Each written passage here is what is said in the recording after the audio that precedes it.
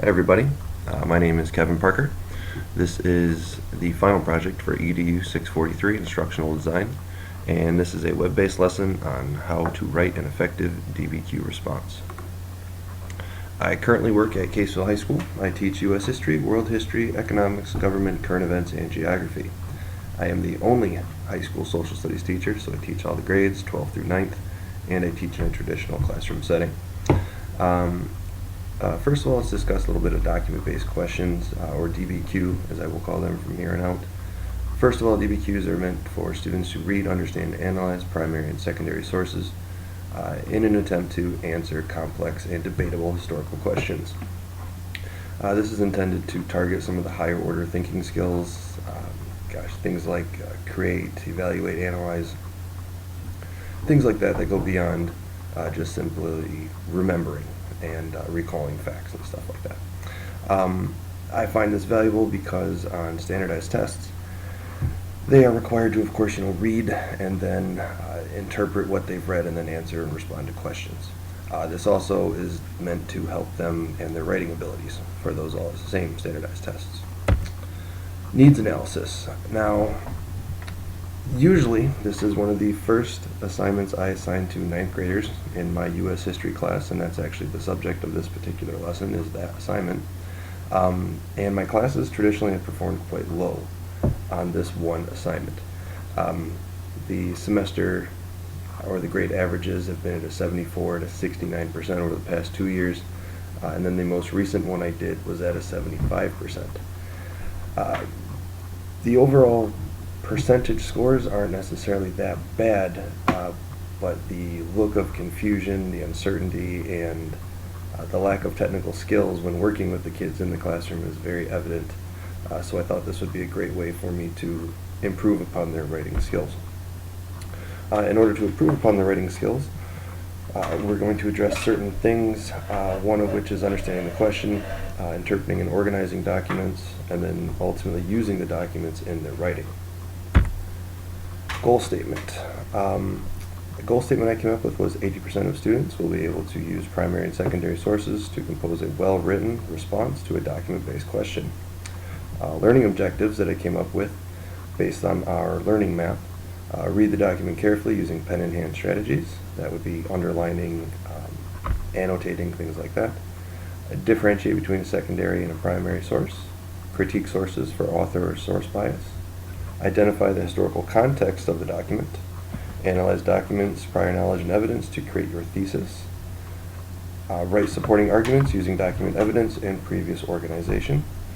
Create subtopics to support thesis statement, and organize document information to best respond to your thesis. The design process. I attempted, well, first of all, we used Google, and we are currently a Google school, so I wanted to make sure I emphasize the use of Google and the Google tools so that everything is compatible with our Chromebooks. That's why I used Google Sites. All of the assessments are through Google Docs or Google Drawings or Google Forms, so everything is Google. This is the first attempt I've made at a small portion of the Understanding by Design framework. Trying to assess the students' understanding and then the transfer of that information, and I did attempt to plan backwards. One of the ultimate goals that I wanted to do, or wanted to have for this particular project, was I wanted the students to have something they could use and then reuse in the future. And I'll talk a little bit about that right now with the assessments. My original assessment plan was to use Google Forms. And when I got into actually creating the forms, they just got cumbersome, and the data was going to me and it wasn't really going back to the students, and they really couldn't use it and manipulate it to better write their paper. So about halfway through this process, I decided to switch over to Google Docs form of assessment, and I hope that'll work out a little bit better, so we'll give that a shot, and I'll explain that a little bit later. I broke up the project into 5 major parts, 4 of which are very evident on the example I'll show you in just a moment, but they're going to ultimately write their paper, which was the planning backwards portion. They're going to write their paper. In order to write it, they need to outline their ideas. In order to outline their ideas, they need to organize the information. In order to organize the information, they need to analyze the documents. And when they are analyzing the documents, they need to have a complete understanding of the question to best do that. For teachers, I wanted this to be something that would be practical, reusable, and adaptable, meaning I can reuse this again and again and again, or modify it slightly and still get the biggest bang for my buck, essentially. All right, demonstration.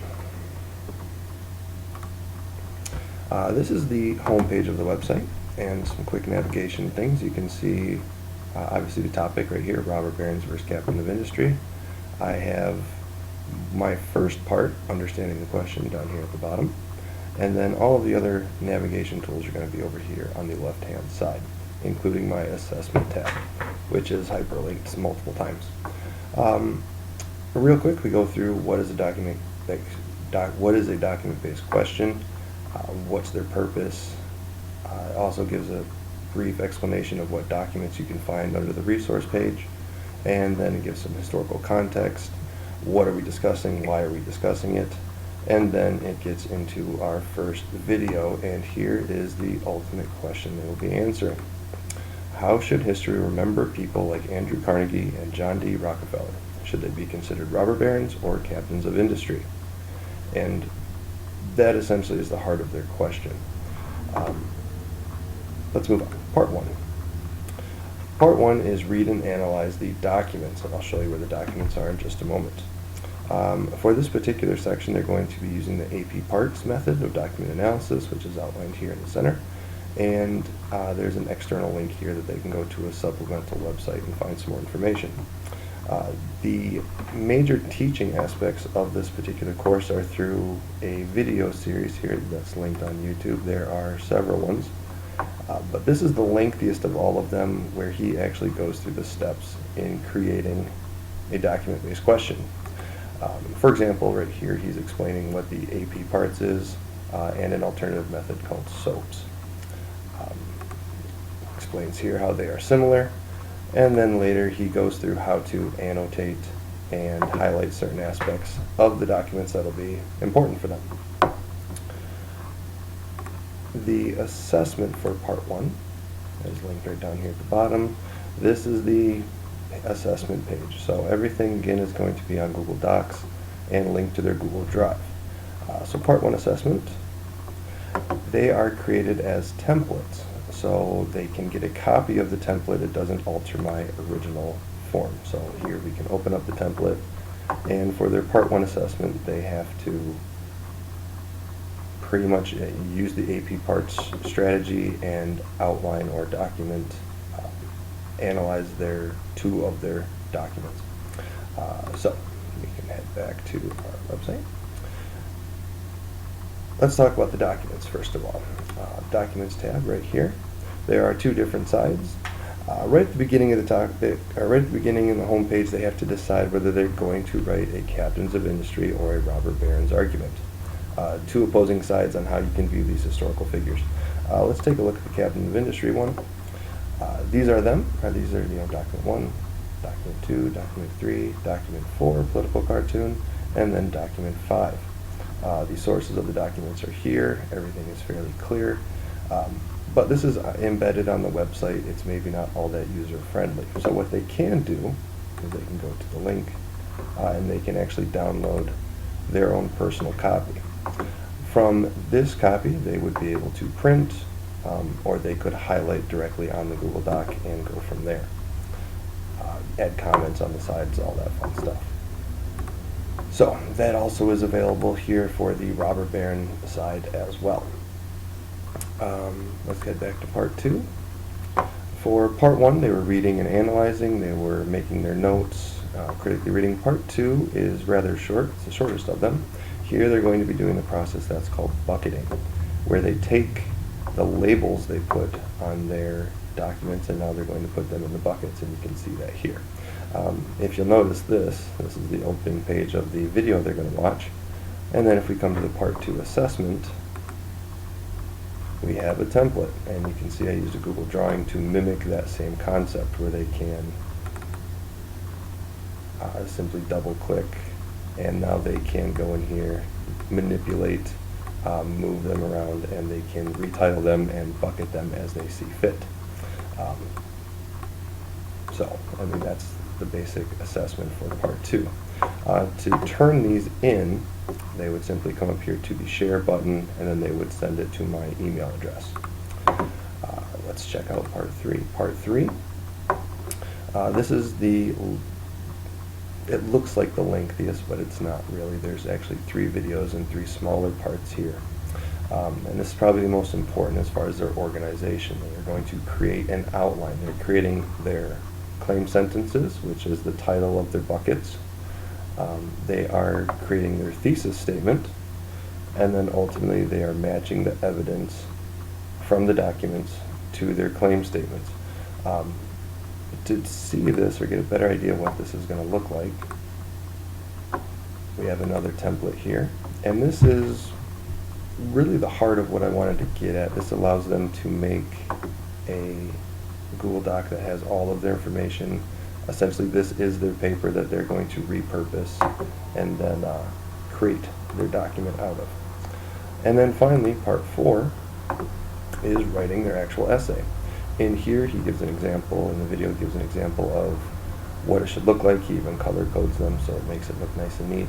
Again, you've probably seen multiple times. Here's how to submit your work. And that essentially is the heart of the actual essay. If we go back to the assessments, we'll see part 4 assessment, and this links to another Google Doc, and this gives them the structure and the title and everything like that. So that essentially is the website. We can head back to our presentation, and we'll finish her up here. Alright, the implementation. Basically, this would be offered to the incoming 9th grade class. This is, again, would be one of the first assignments I do as a 9th grader. And because it is so flexible and I can simply change the documents, I would be able to repurpose this very, very quickly and modify it to whatever content we're on. With that in mind, they would be able to see this again and again throughout U.S. history, world history, government, whatever class I tend to be teaching at the time. And the idea is that a lot of these practices would become second nature. So eventually we could even get rid of this structure and then and they could just write one without using this template. Evaluation and feedback. All the evaluations I handed out came back with 4 and 5 level responses. The coworker that I had look at this pointed out had some good insight. He mentioned that some of the documents seemed a bit too lengthy, and having 2 different sides of the argument as an introductory lesson might be a little too daunting, I guess. So that would be something we might be able to fix in the future. Also, he mentioned that they would probably have to have a little bit more prior knowledge before this lesson would really be able to sink in. And then he pointed out a big blunder on my part, that there was, in fact, no rubric. Kind of shocked that I was able to overlook that. The students that I had complete this were very positive about the videos. They really liked them. They liked the guy's tone of voice. They liked the bucketing in particular. And they thought it was a pretty valuable tool for them to use. And then ultimately my reflection.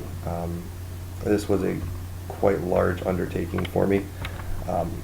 I attempted to use the Understanding by Design tips that was presented by Jay McTighe for Module 2. Those tips were think big, start small, and go for an early win. I thought I did a decent job at thinking big and starting small. I'm looking to redo my entire document-based question, class structure, and starting small with just 1. But the issue is I don't know if I hit a guaranteed win. Teaching writing has always been a struggle for me. I'm a history nerd. I like the facts and the recall, but teaching the writing of it has always been a challenge. So hopefully this will be effective. A few other things I might look to include in the future would be audio recordings of the documents. Obviously we need to add that rubric. Overall, this was interesting. It was challenging. Time consuming, but I think the use of the time will be very valuable in the long run. So that's it. Hope you guys liked it. Hope you guys might even be able to use it in the future. feel free to get a hold of me. Happy to help anybody out. Thanks.